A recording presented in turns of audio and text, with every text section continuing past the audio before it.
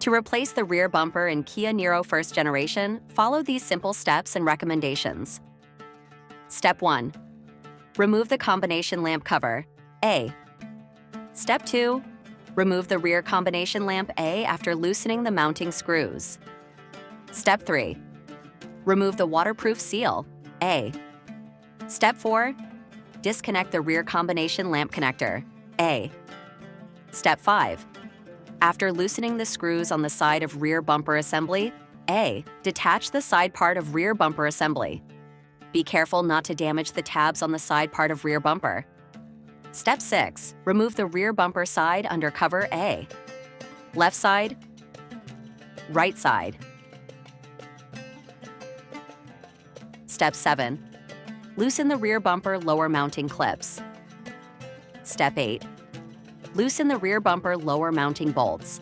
Left side, right side. Step 9. Loosen the mounting clips and screws. Remove the rear bumper assembly, A. Step 10.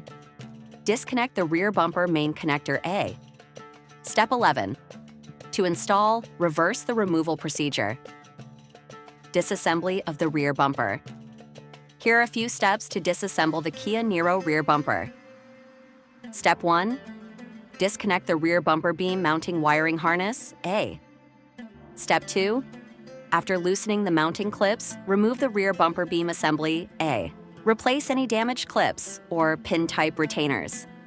Make sure the connector are connected in properly. Recommendations for rear bumper replacement.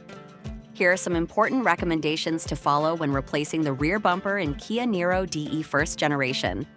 Always use genuine parts when repairing the rear bumper where the rear corner radar is located. Avoid attaching license plate moldings, bumper stickers, bumper guards, or any foreign objects near the radar sensor, as they may interfere with its sensing performance. Paint repairs near the rear corner radar may affect system functionality. Do not use polyester putty containing iron, as it can cause interference. Ensure the radar is free from foreign substances such as snow, rain, or dirt, as these can hinder proper operation. The system may malfunction if the bumper around the rear corner radar is damaged, impacted, or misaligned. After any impact to the bumper, inspect the radar and bracket for damage, ensuring no mechanical issues are present near the radar sensor. I hope this information is helpful. Please let me know if you have any other questions.